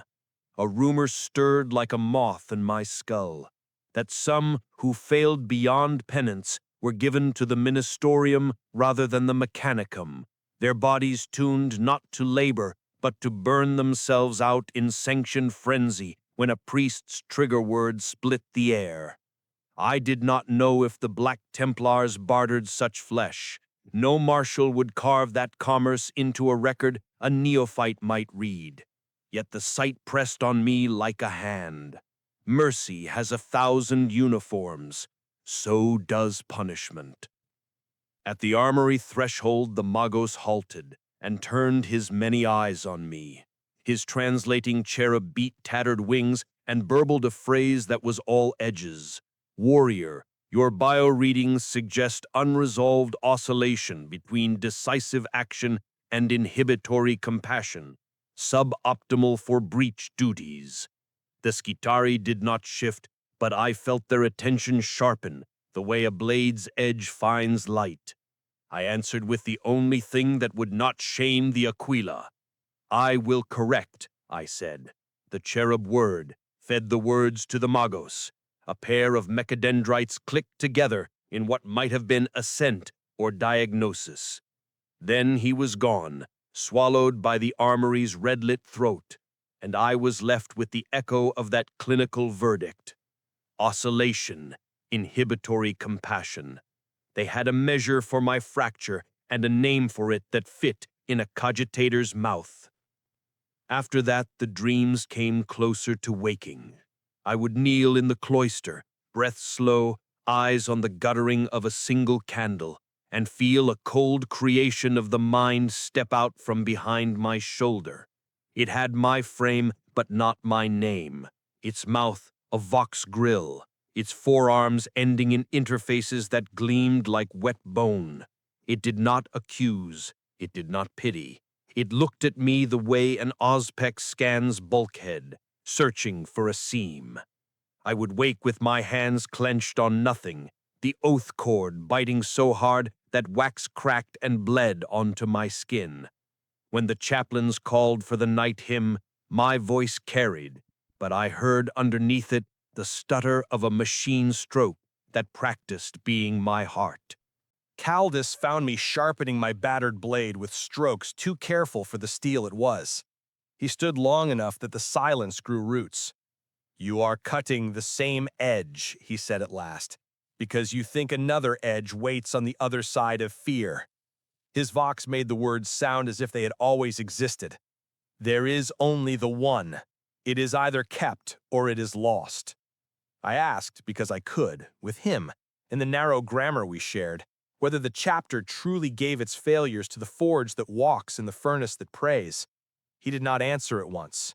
When he did, it was with a truth shaped like a wall. We do not throw away what can still kill the foe. Then he turned my blade in his hands, tested the wobble and handed it back. "Stay near Merrick." Orders followed fast, like always when fear has too much time to ripen.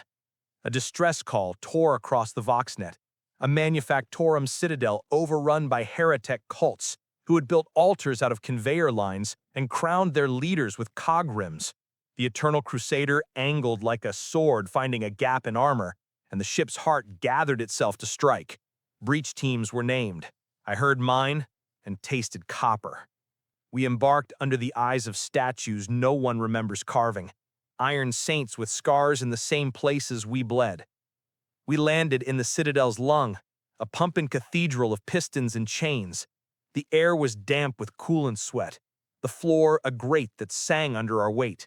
Machine shrines leered from alcoves, their offerings a collage of teeth and bent rivets, and the heretics came at us in a roar of static-laced hymns. I moved with Merrick's shadow where Caldus had set me, left and half a pace back, my blade an answer that learned from his sentences. The first wave broke, the second burned beneath Lysa's fire. Garen's voice hammered us forward. Vardis shook like a man trying to rattle something loose from his own skull, and found that violence worked as well as prayer. Then the third wave unveiled its shrine, a cage of iron rods bent into a crown. Within it, a figure bolted upright, cables through the shoulders and ribs, a skeleton of brass soldered to his spine. He sang, not a heretic's curse, a hymn I knew, ruined by the modulation of a vox that had once been a mouth. My stomach tried to empty itself. The cultists pushed the cage forward on a track, howling their assurance that their saint could not die. I saw, beneath the filth and the weld seams, the faint suggestion of an Aquila scar where the chest straps crossed. Merrick did not hesitate. He shouldered his bolter and turned the cage into clangor and red rain. The hymn cut off like a throat under a boot. I stepped into the wet silence his shots made and set my blade through the nearest heretic as if to nail that silence to the deck. Something in me broke, but not the thing I had feared, not into pity, into a kind of clean anger that knew its aim. Rumor had teeth, it had worn a face, and I understood with a clarity cruel enough to steady my hands. Service continues, in forms you choose or forms chosen for you. The only decision left to a man near the edge is which shape of service his last breath will fill. We drove the cult back into the Citadel's gullet and followed where the heat brightened from orange to white. Every step tasted of metal and old incense. The oath chord pulsed with my heartbeat, and for once, the rhythm seemed exact, not punitive. Left, Merrick said. First word in a dozen fights, and I moved without a seam of doubt for hesitation to hide in. The breach dragged us deeper into the manufactorum citadel, a place that reeked of oil and incense burned wrong, the air clogged with ash that clung to the lungs like wet cloth. Chains hung from the ceilings like vines, some still dragging bodies half consumed by rust. The heretics had built their shrines out of conveyor lines, welding skulls into the machinery, teaching iron to chant their false praises. Every piston thud was a hymn to their madness. We moved as a spear through the filth, bolters and chainswords writing truth in fire. Yet my eyes kept catching on the margins, shapes bolted to walls, hunched forms wired into terminals, mouths slack but still whispering binary. Servitors, hundreds of them, their ribs caged with brass, their eyes blind glass. They had no care for the battle raging around them. They were engines of labor, blind to heresy and faith alike. And yet, one among them lifted its head as we passed, and I saw a scar carved across its scalp, the mark of the ocula, half buried in augmetic plating. The sight rooted me for a heartbeat, even as bolter fire roared around me. The silence in me swelled again, threatening to choke, until Merrick's voice cracked through. Left, move. His command snapped me back, and I swung my battered blade into the path of a rushing cultist, teeth grinding through flesh and iron. Blood sprayed hot across my visor. The servitor's scar lingered in my mind, even as the body at my feet twitched in its final spasms. The fight thickened as we reached the citadel's core. The heretics poured from balconies and ducts, some wielding weapons fused into their flesh, others burning with frenzy, their skin branded with circuit patterns. Lysa's flamer roared, drowning their screams in fire. Geron bellowed oaths until his throat bled raw, carving through their line like a storm-given voice. Farthest twitched and shuddered as he fought, but his blade never faltered. And always Merrick stood at the center, unshaken, his bolter's hymn precise and final. In the chaos, I struck as I had been commanded, left and half a pace back. My blade caught necks, split ribs, hacked through wrists. There was no hesitation this time, no mercy. But even as I killed, the image of that scar burned in me. Was that what waited if I faltered again? To be stripped and wired, my oaths buried under circuits, my prayers turned into binary static? The battle ended in fire, the heretics crushed, their false shrines reduced to slag. Yet even as the citadel burned, the servitors labored on, welding, lifting, chanting, blind to the war around them, blind to everything but the commands burned into their flesh. When we returned to the Crusader, the brothers were praised again, their names carried on incense smoke. My own name was not spoken, as always, but in the silence I carried something heavier than lash or chain, the knowledge that the servitor's path was real.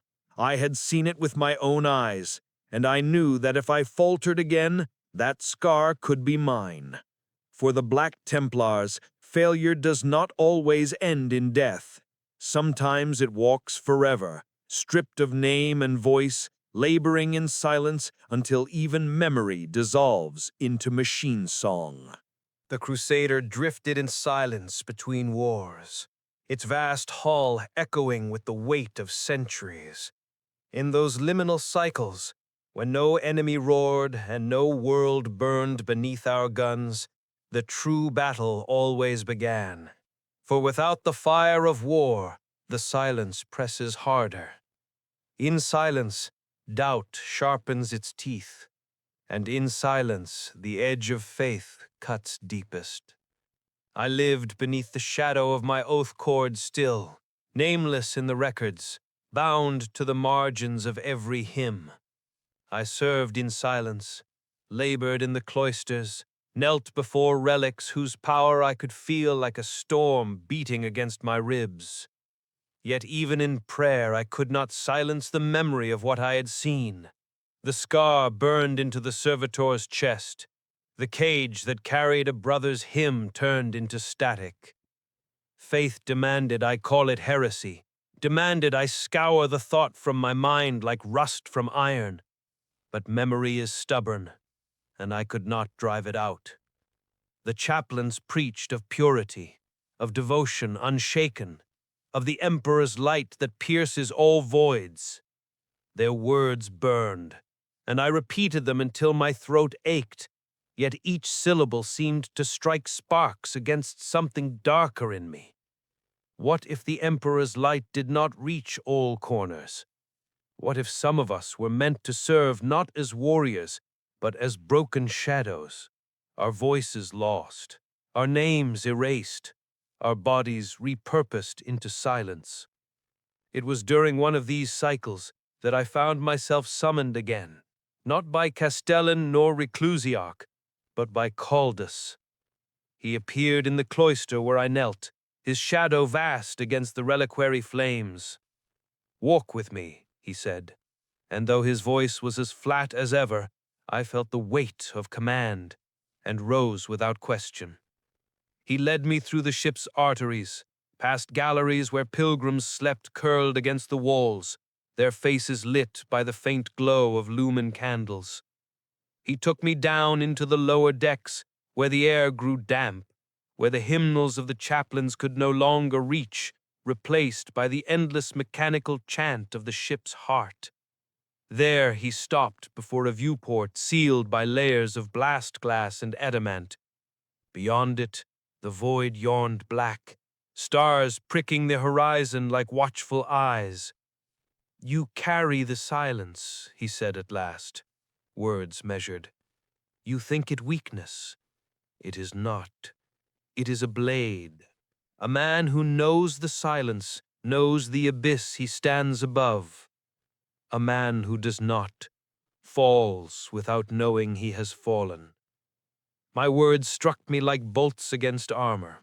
For so long I had believed silence to be a curse, proof of failure, the shadow of doubt. Yet Caldas spoke as though it were something else, something I had not considered. Awareness.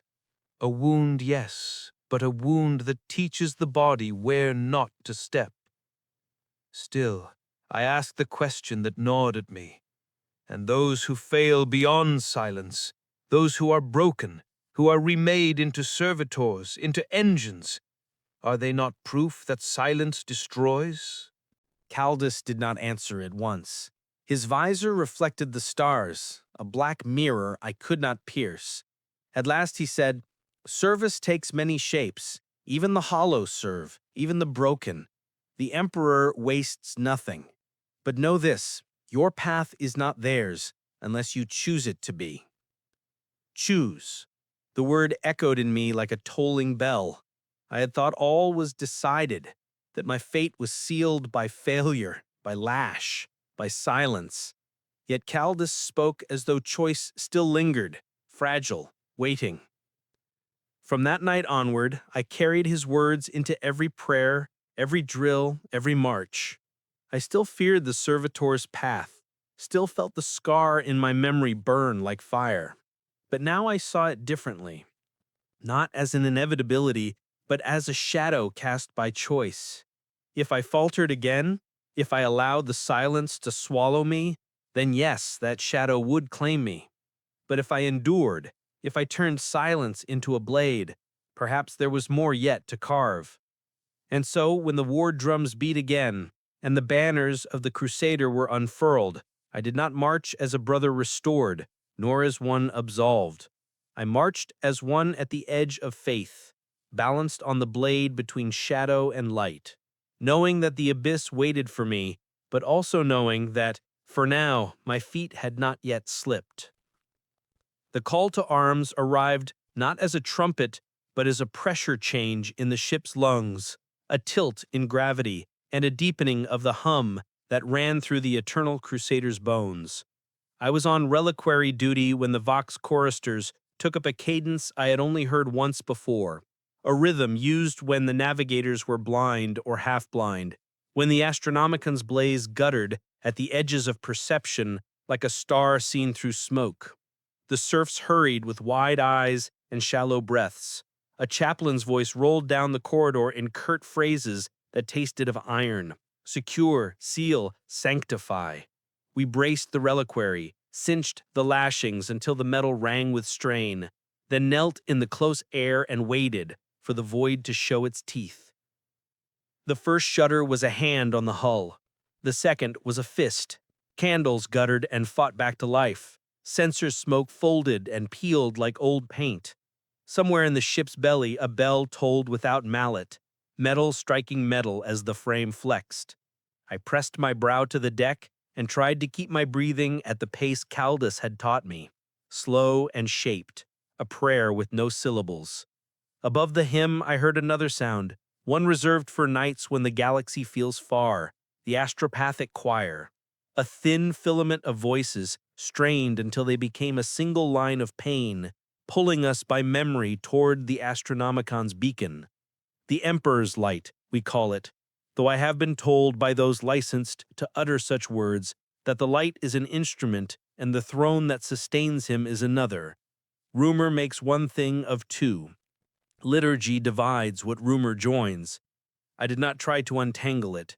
I only prayed that whatever blaze they followed still burned. "On your feet," Caldas said, and I rose with the others as the deck pitched. We moved with the reliquary through a corridor where lumen strips flickered a morse of failing fuses. Servo skulls knocked against bulkheads like startled birds. Somewhere in the darkness, a pilgrim wailed a child's name, and a serf hissed him silent. The Geller fields shrieked, a sound you feel more in the jaw than the ear, and the hair along my arms lifted, as if the air itself had grown hostile to flesh. We turned the corner toward the Void Chapel and found Merrick already there with a half-squad, his helm off, his face lit by the emergency lamps so that his eyes were iron and his mouth aligned on with a ruler. He looked at the reliquary, then at me, a glance quick as a blade test. "Hold this line," he said. "If anything comes through, it comes through us last." The Void Chapel is a long wound cut into the ship's side where armored glass shows the dark. Tonight, the dark was not empty. It seethed like oil disturbed by a deep current. Filaments of color crawled and withdrew, as if something vast pressed its shape just beyond seeing. The chaplain took the altar, and the Crozius sang once, twice. We answered with litanies punched out like bolts. Each phrase clicked into place. Each amen hammered until its head mushroomed into certainty. The reliquary's weight bit my shoulder, and I found the rhythm of the pain, rode it like a metronome that let me set my blade hand to a calm I had not felt since boyhood. The first intrusion did not look like a thing. It was the absence of a contour in the air, a warping that made the straight line of the altar rail buckle for the span of a breath. Varda saw it and flinched. Lysa did not, and her flamer's cone washed the space with a roar that left the metal sweating. The smell was sour and clean at once, like old incense cut with ozone. "Again," Merrick said, "not loud." Lysa fired again, the buckle smoothed. The hymn never lost time. A second ripple came nearer the viewport, a flower of cold opening and closing so quickly you could convince yourself you had imagined it. I did not. The oath cord tightened and I set my stance without thinking. Blade low, elbows easy, the way Caldus had adjusted me with 2 fingers and a silence. Something nudged at the edge of my mind, a suggestion of a voice that remembered my name from a year I had wanted to forget. I answered it the way the chaplains had taught me to answer lies, with the blunt recitation of the single holy fact, until nuance starved to death. The fact was a name carved on a banner, the one I had chosen long ago. I spoke it under my breath until it had no meaning except that it stayed me like a nail through a boot. When the glass crazed, it did so without drama. A spider's web scribbled across a single pane. The hall sang, the choir's note broke, and the reliquary lurched as the ship's spine twisted half a finger's width. The lurch threw a surf to the deck. The reliquary's edge slid toward air. Adric, bearing the front right corner, lost purchase. I moved without thought into his gap, my shoulder taking the bite his bones could not. The weight spiked pain into my clavicle. I held. Merrick's palm cracked the altar rail as he turned, saw the shift, saw me, and in his face was a tiny thing, an adjustment I would not have credited. Trust's first notch on a blank tally. It did not last. It did not need to. The field steadied, the choir found its line again, and the glass held with only that one cracked pane, like a scar that would be polished into anonymity later by hands that never slept. The flare beyond the hall smoothed into ordinary night. The chaplain lowered his Crozius, and the deck exhaled with him. We unlashed the reliquary and carried it back the way we had come, Caldus at our front, a column of black, moving through the ship's dim arteries. At the 59th threshold, a different sound entered the hymn. A halting tread of iron and pistons, a ghost of a scream layered under prayer. The penitent engines were being guided past, their pilots bound into their frames with prayer wires and barbed manacles, their arms mounted with viscerators that trembled for want of a foe. I kept my eyes front, because rumor is a sin that looks for a face to wear. But the sound passed through me like a prophecy. Brothers say those who fail beyond penance become part of such engines, their fury stoked until it burns everything that once resembled a man. No chaplain has ever said so. No mechanicum adept has denied it. The lash of consequence has 1,000 tales, some seen, some merely felt across the soul. When the circuit ended at last, Malchior marked each of us with ash and oil. He did not bless success. He acknowledged continuance. "Wait teaches," he said, and dismissed us into the ship's dim arteries, where the hymn faded to the usual heartbeat of engines and distant drill cadences. I slept in the cloister with my cheek on cold deck plate, and woke to the taste of iron that was not all from my own blood. Punishment shapes how others look at you, but truer still is how you begin to look at others. I saw penitence everywhere after that, as if Malchior's words had given me the lexicon to read the ship's margins. The initiate who carried a broken bolt pistol as a relic and never loaded it. The champion who knelt alone after every victory as though waiting for a denial that never came. The serf whose back was a library of lashes and who still sang louder than any man in the chapel. We say the lash writes scripture in flesh. The truer text is in the posture, the breath, the angle of a jaw set against unfair weight. It is how an army learns to be more than a tally of bolters, by seeing where not to fail. The next consequence was an assignment that looked like reprieve until I understood its edge. I was to accompany a reliquary escort on a pilgrimage through the lower decks, where pilgrims from bonded manufactura were allowed on rare cycles to pass beneath the aquila and lay eyes on the saint bone we kept. The procession would be guarded by initiates. I would walk behind, not to protect, but to remove. To remove what? I did not know until the first pilgrim collapsed in tears at the relic's passing and reached, unthinking, with oil-blackened hands toward cloth he had no right to touch. The initiate's gauntlet stopped him. My duty was to lift him and carry him to the side chapel where a chaplain would decide whether his zeal was a blessing or a threat. 3 times that cycle, I carried men whose bodies shook like damaged servos, whose mouths poured hymns too fast for meaning. Once I carried a woman who laughed as she cried, her palms leaving crescents of dirt on my gorget. Her joy struck me like blasphemy. I felt envy for its certainty. The lash snapped across me from inside, a reminder that my heart was still smarting enough to take offense at another's unbroken faith. We descended through skies that held no birds, no storms, only the static hiss of a dead atmosphere. Our boots struck ground cracked by heat and time, dust rising in plumes that clung to armor seals. The ruins towered around us like ribs of a corpse, each spire etched with prayers too eroded to read. Here, faith had once lived, sung, burned. Now it was only echo. And in that echo, my silence rose up like a mirror, a reminder that faith can falter, that even oaths can be ground down by years. The chaplain's voices thundered through our vox links, commanding us forward, reminding us that every step here was reclamation, every breath an act of defiance against the nothing that waited. I followed, my blade drawn, my oath cord burning against my arm. And I felt the weight of unseen eyes. Perhaps they were ghosts of the faithful, perhaps only the tricks of a mind too steeped in memory. Yet I walked with them, hearing their whispers slide between the stone, hearing them ask, "Did you falter? Will you falter again?" In the heart of the ruined shrine, we found what we had come for. Not a relic, not an enemy, but a fracture in the air itself. It pulsed faintly, a wound stitched into the fabric of reality, shimmering with light that did not belong to any sun. The Techmarines muttered Binharic prayers, the chaplains raised their crozi, and the brothers closed ranks around the breach. I stood among them, half a pace back, blade drawn, my oath cord burning against my arm, and I felt the weight of unseen eyes.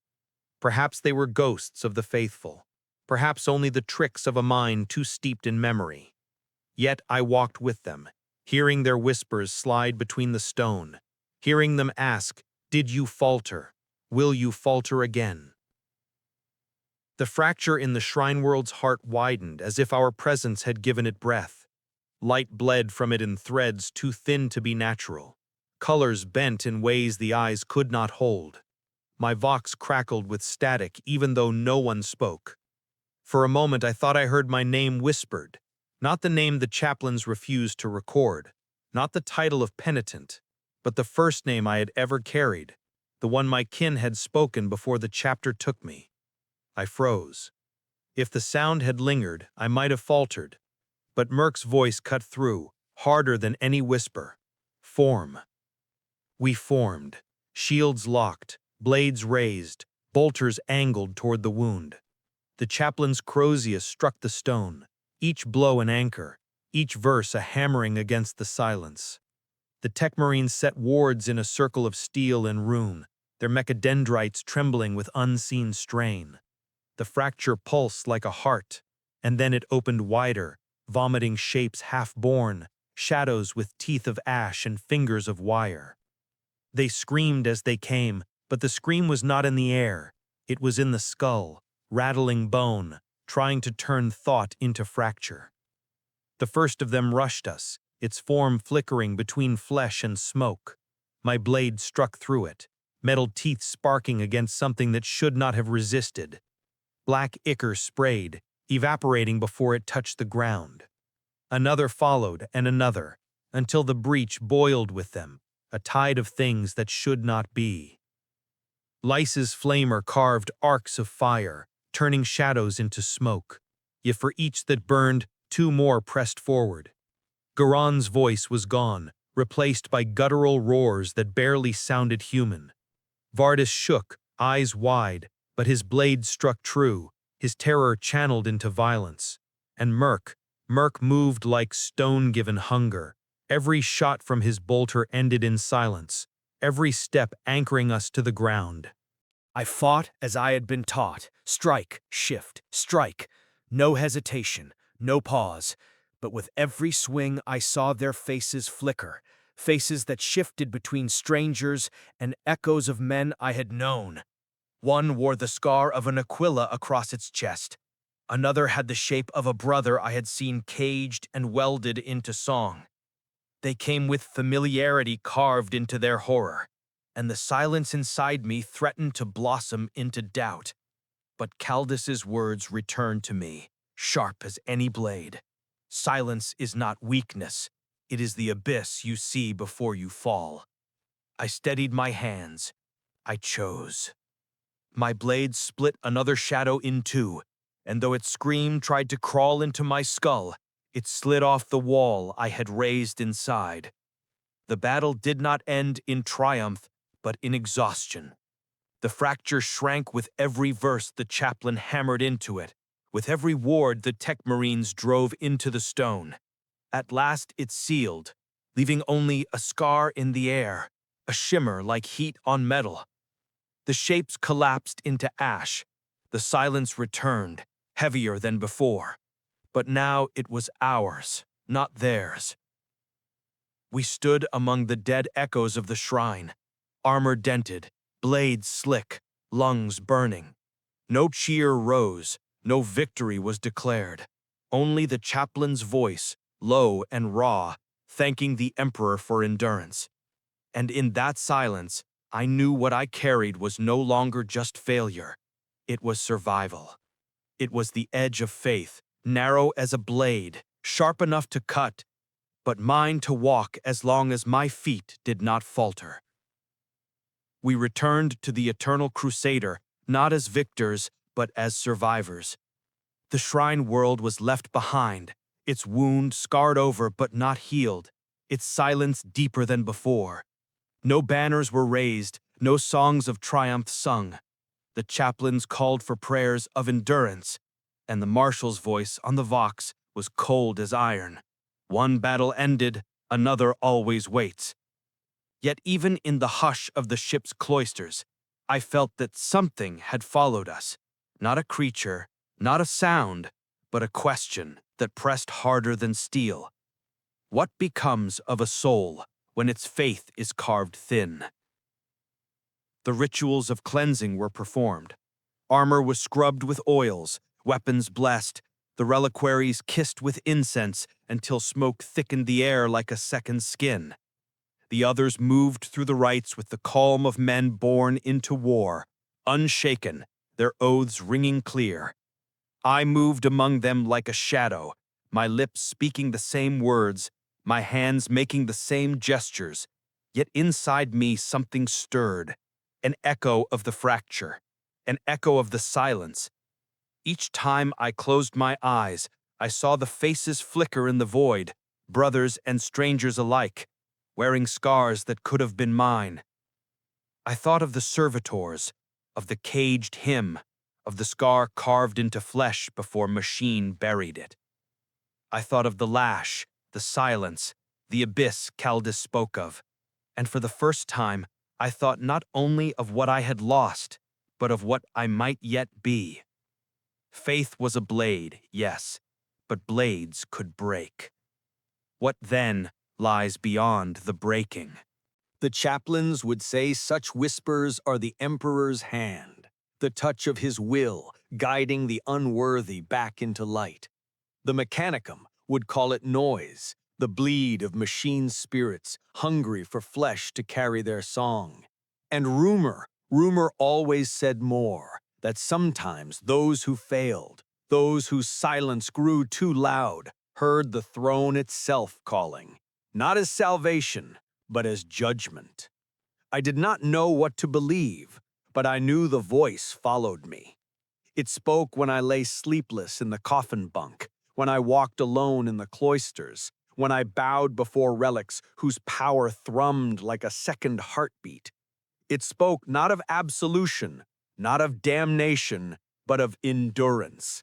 Endure, it said, endure until the end of all things. And in that whisper, I found something I had not known I still carried: hope. Not the hope of glory nor of redemption, but the simple hope that even in failure, even in silence, a man might still serve, a man might still endure.